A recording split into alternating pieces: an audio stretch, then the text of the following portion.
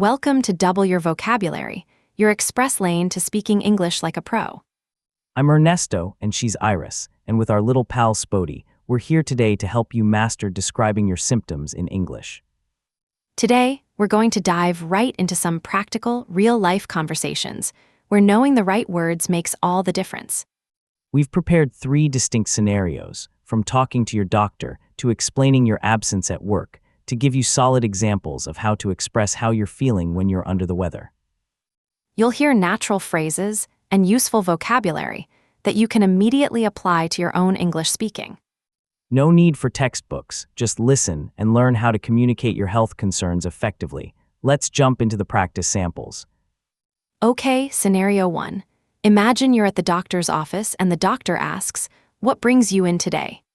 You need to clearly explain your discomfort. Let's start with Iris as the patient and me as the doctor.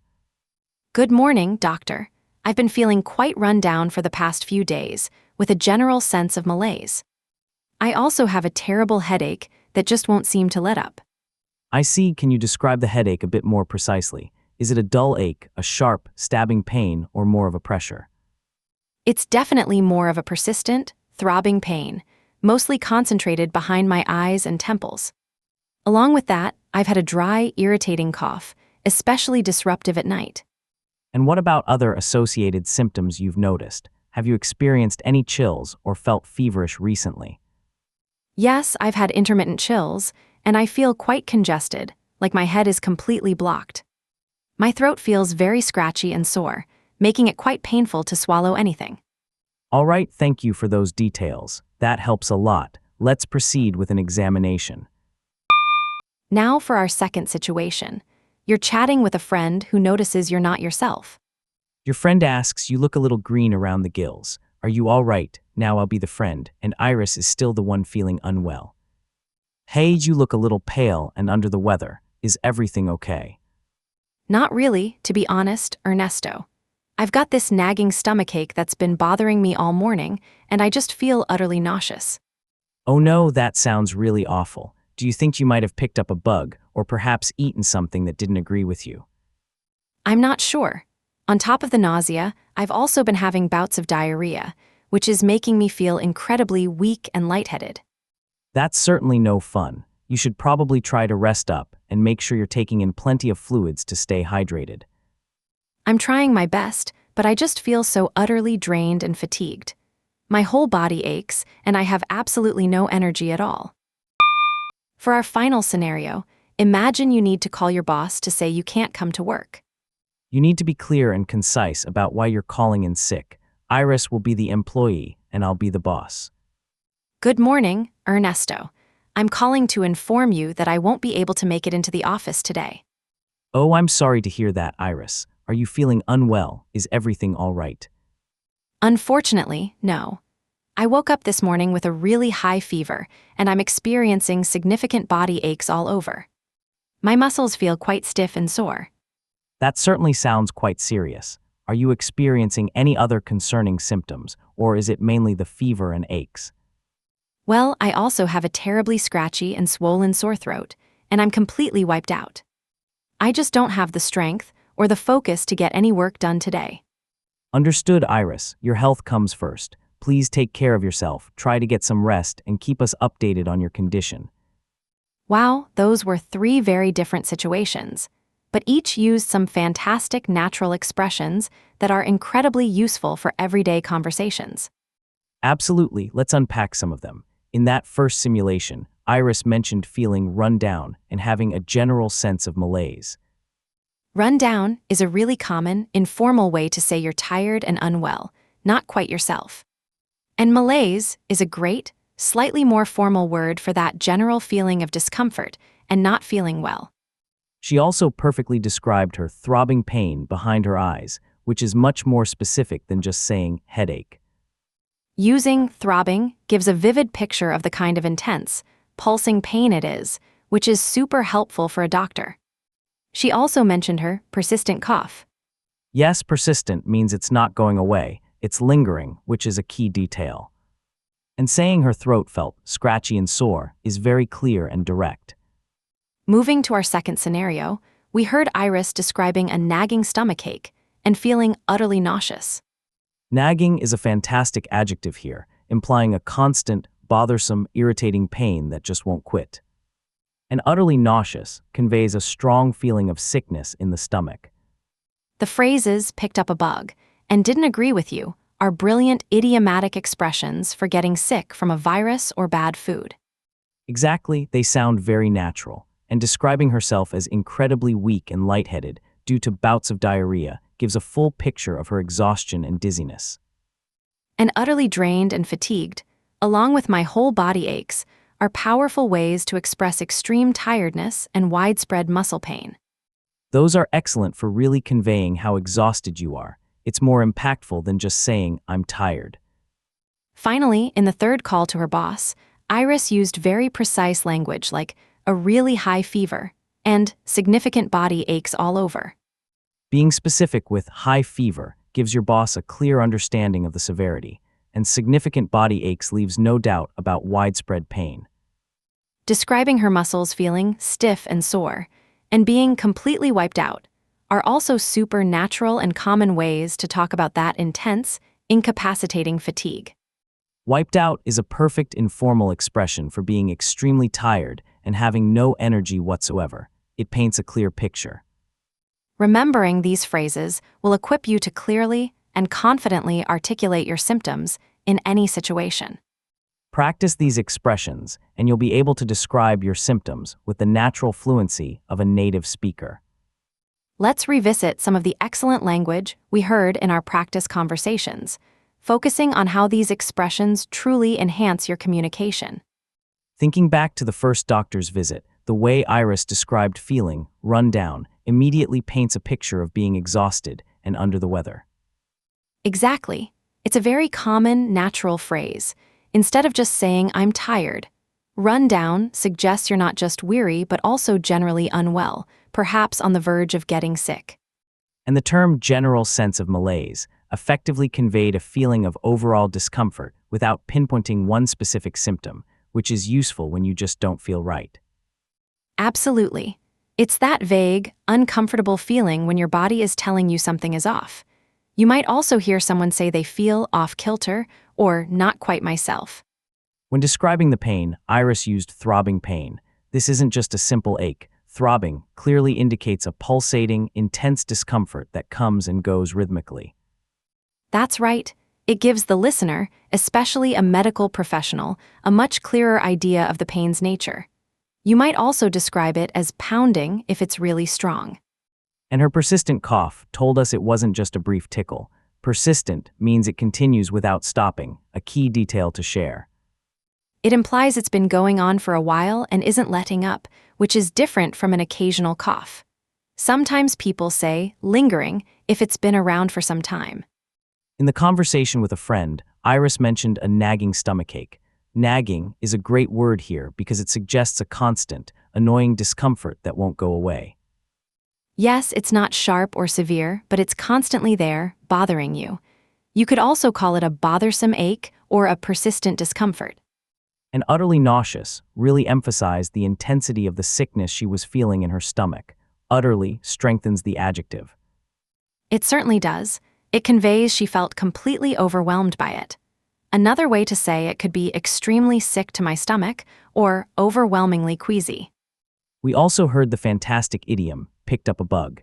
This is a very casual and common way to say you've caught a virus or an infection. It is. It avoids technical medical terms and is understood by everyone. You could also say caught something or came down with something. And didn't agree with you is another great idiomatic expression for when food has upset your stomach. Perfect for when you suspect food poisoning or just bad digestion. Instead, you might say it upset my stomach or it gave me a bad reaction. Describing yourself as utterly drained and fatigued conveys total exhaustion. It's more intense than just tired. Absolutely, it means you have no energy left. Similarly, you could say completely spent or dog-tired. In the third scenario, calling the boss, Iris used really high fever and significant body aches all over. This clear language leaves no room for doubt about the severity. Yes, really high emphasizes urgency, and significant shows the aches are severe and widespread. You might also use intense body pain or elevated temperature. And completely wiped out is such a vivid, informal way to say you're absolutely exhausted and have no strength. It definitely is. It's often used when you're too tired to do anything. Knocked out or flat out convey a similar level of extreme fatigue. Now let's explore how some of these phrases can be used in other everyday situations, not just when you're feeling unwell. Fantastic idea. Let's take run down. While it describes feeling ill, you can also use it to talk about something needing maintenance. Exactly. Imagine you're talking about a car. This old car is starting to feel a bit run down. I think it needs a service. It implies it's not performing its best.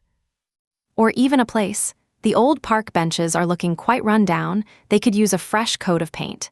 It means they're in a state of disrepair. Next, let's look at persistent. Beyond a cough, you can describe a problem that just won't go away. For instance, the software bug has been a persistent issue for weeks, despite our efforts to fix it. Here, it means it's continuous and difficult to resolve. Or even a person. Her persistent questioning finally got me to reveal the secret. It means she kept asking until she got an answer. What about nagging? It's not just for stomach aches. It can describe a thought or a feeling that constantly bothers you. Like I had a nagging feeling I'd forgotten something important, even after I checked my bag 3 times. It's that uneasy, insistent thought. Or a task. The nagging chores around the house kept me from relaxing all weekend.